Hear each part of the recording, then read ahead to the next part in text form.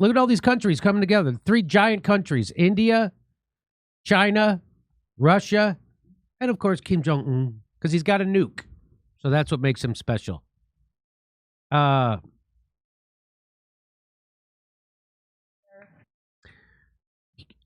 if you want to join, so I mean that's a huge crowd. And if you want to join the huge crowd giving me a standing ovation for my hilarious new comedy material, be sure to come down to Appleton, Wisconsin, Chicago, Rosemont, Illinois, Fort Wayne, Louisville, Hermosa Beach, Sacramento, San Francisco. Go to jimmydore.com for a link for tickets. So, General Mike Flynn. Now, you remember General Mike Flynn. He knows where all the bodies were buried, which is why the FBI entrapped him in the first days of Trump's first administration. They entrapped him. He says this: Putin doesn't look very isolated here whatsoever. I honestly am at a loss for words to say about this losing war in Ukraine. All the brilliant neocon and geopolitical advisors pushing Donald Trump to do the exact opposite of what he should be doing are going to drive America into a war we don't need, a war we cannot afford, and a war that could end very badly for the entire world. If the European Union wants this mess, let them have it. Ukraine has already lost over 1.5 million in the past 3 years alone. Ukraine has lost 1.5 million people in this war that didn't have to happen, and there was a peace deal a month after it started that NATO and the United States broke. Made sure it didn't happen. Ukraine has already lost 1.5 million people in the past 3 years alone. More killing, more dying, more spending, more hard-headed arrogance on the part of European leaders will not win the day. Team America needs to find a way out of this mess, and very soon. We the people are with you. Make the right decision. So he's pointing to that. Doesn't look very isolated. And here's how the New York Times described it. It was a scene in eastern China, almost certainly intended for an audience on the other side of the world. The leaders of China, Russia, and India, the 3 largest powers not aligned with the West, smiling and laughing like good friends as they greeted each other at a summit on Monday. It starts with Prime Minister Narendra Modi of India and President Vladimir Putin of Russia holding hands and walking into a meeting half filled with other world leaders. They head straight for President Xi Jinping of China, shake hands, and form a close circle. A few words are exchanged before translators join in the huddle. Mr. Putin cracks a broad smile, and Mr. Modi lets out a big laugh. At one point, Mr. Modi joins hands with the 2 leaders. The tableau carried multiple messages, analysts said. The bonhomie between Mr. Xi and Mr. Putin was meant to convey a close bond between them as leaders of an alternative world order challenging the United States. So that's what's happening.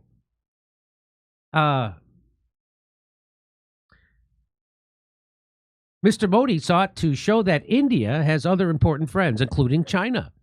Regardless of an unresolved border dispute, if the Trump administration chooses to continue alienating New Delhi with tariffs, optics is the key part of this summit, and the White House should grasp that its policies will result in other countries looking for alternatives to meet their interests, said Manjo somebody, head of the Indo-Pacific Studies at the Takshashila Institute in Bangalore, India.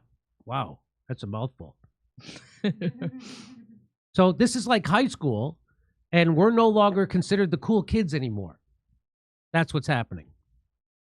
The imagery in the city of Tianjin, where more than 20 leaders from mostly Central Asia and South Asia gathered, showed how the geopolitical disruption caused by Mr. Trump has given China and Russia a platform to rally partners such as Iran, Kazakhstan, Kyrgyzstan, Belarus, and Pakistan, and Stanistan. That's my uncle. The meeting in Tianjin and of the Shanghai Cooperation Organization, a Eurasian security grouping of 10 countries led by China and Russia, showed this effort playing out. There they are. There it is. Look at how pretty this city is. It's kind of crazy how pretty it is, isn't it? Imagine if we had cities like that in the United States. Wouldn't that be nice? That's like a perfect picture of unity with an almost futuristic scape behind them. That's like, it looks like the future. But the best part is that the very pinnacle of the setting is a huge carnival Ferris wheel going around and around. That's what I like. In a joint communique, the group strongly condemned what is called the military aggression launched by Israel and the United States against Iran in June, but said nothing about Russia's war on Ukraine. Iran is also a member state. I wonder why they didn't say anything about Russia's war on Ukraine, because first of all, it started as Ukraine's war on the Donbass. That's why. And it also started when they blew up the Nord Stream pipeline. Who did that? United States. It also started with the United States overthrowing the democratically elected government of Ukraine in 2014. That's when the war started, in 2014.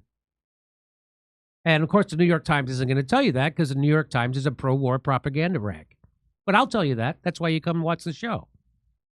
China wants to see, and I'll tell you that in my stand-up comedy act, if you come see me in Chicago, Appleton, Wisconsin, Louisville, Kentucky, Fort Wayne, you go to Hermosa Beach, Sacramento, San Francisco, go to jimmydore.com for a link for tickets.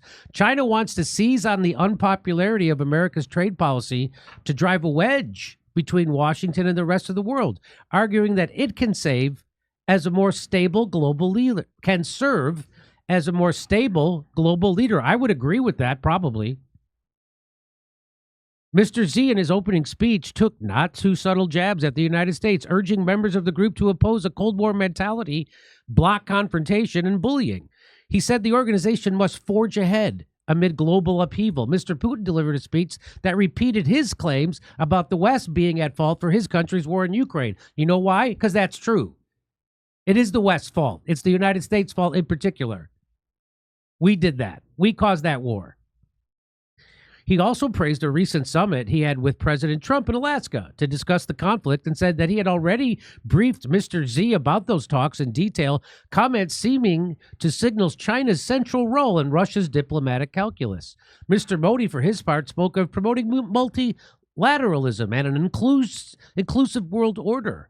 In other words, a system in which countries like India had a greater say in global affairs. The three-way hand-holding between Mr. Modi, Putin, and Xi was nothing short of the smiling manifestation of a troika that Moscow had recently said it hoped to revive. Look up, what is troika? What is a troika? In the past, India's risk-averse bureaucracy would have taken pains to avoid such overt displays of warmth with China and Russia at sensitive junctures, the secret to expanding ties with Washington while keeping a seat at forums led by other major powers. See, they used to be afraid.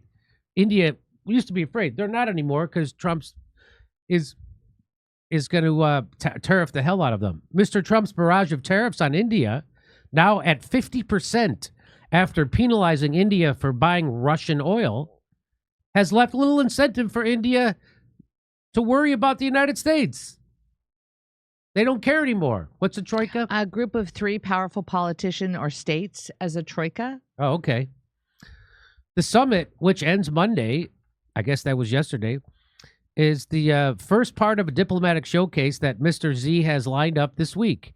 In the lead up to this meeting, he has held talks with many of the visiting leaders, including Mr. Modi, during which he said that the two countries should see each other as partners and not as rivals.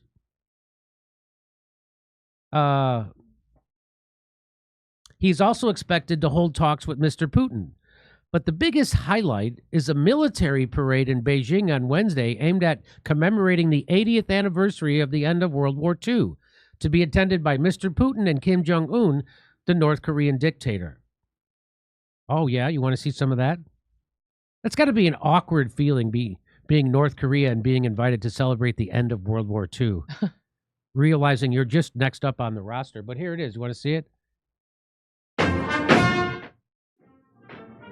You can play the music, I guess.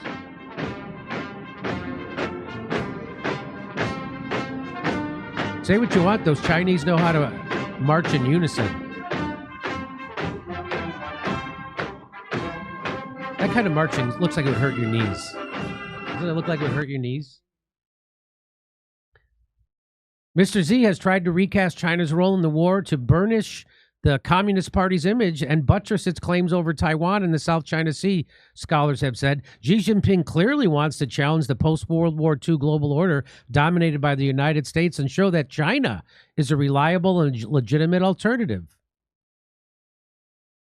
There it is. Just in, President Trump says he's very disappointed in Russian President Putin. Oh, really? Well, everyone else is disappointed in that you're letting this happen. That's what I would say.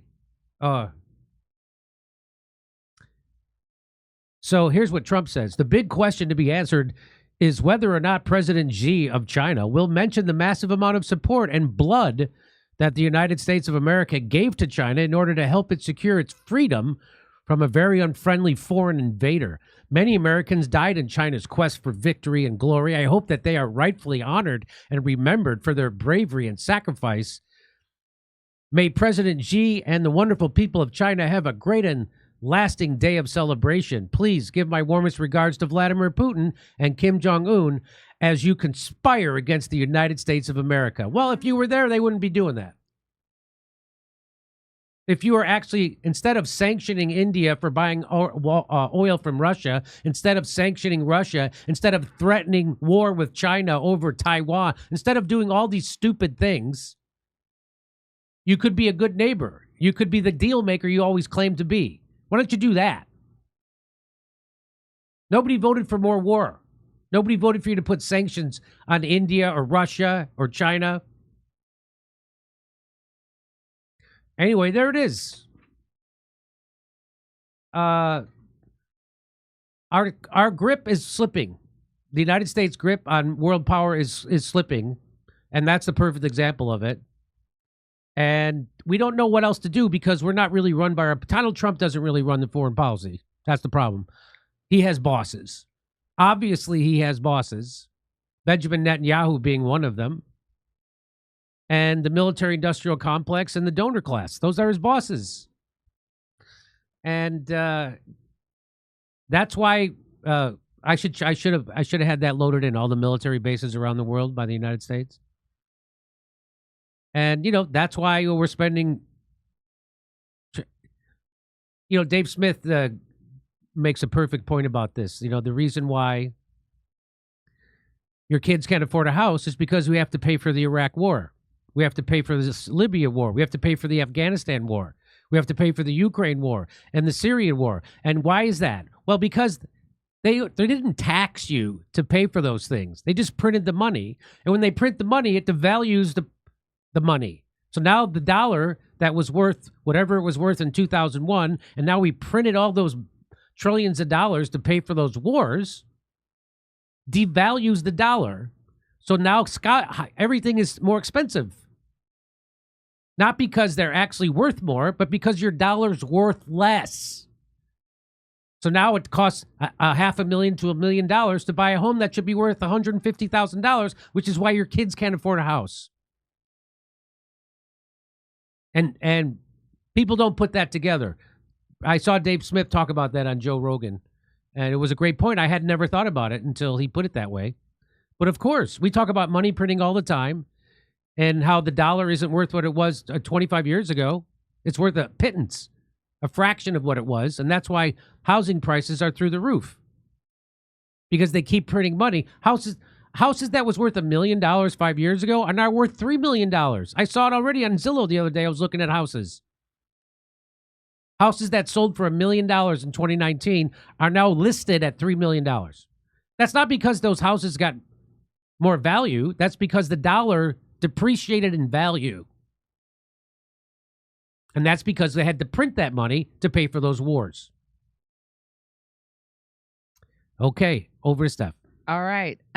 Did you see this headline today, Jimmy, that Pfizer CEO says Trump should receive Nobel Prize for Operation Warp Speed? What is that about? I saw people chatting about that. All right, here we go, folks.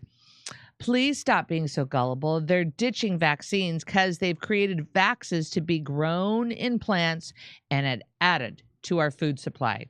No kidding. Homesick.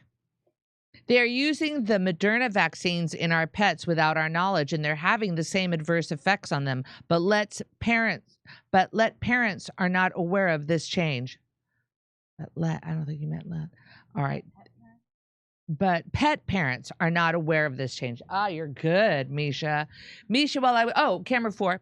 Misha, while I was on the road, somebody took me aside and said, I really liked Misha's bun the other day. What? Did you say bun? Oh. I thought you were British. And then I just want to say, I think was it Joey and Tim that were out front of the Calgary casino that said hi to us. You were like our welcoming crew when we got there. Thank you so much, gentlemen. Okay, what do I have here? Whatever Michelle Obama says, I believe it, Jimmy. Jeff. Me too. You're on it. Have you checked out her popular podcast? It's fantastic. Is that her 4th podcast that she has? Never stop exposing the fraudsters and their allies. Old world griff.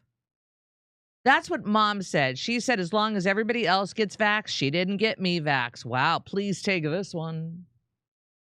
Because it is all nonsense, Jimmy. COVID was a test to see how many sheeple they could control. 17 Patriots for Truth. Okay, ready? Back to Mr. Jim. What is this? When you come. Oh, I got the wrong thing. Hang on. back So to hang on. I got it. Oh, he's got it. He's got it. I got it. So Trump is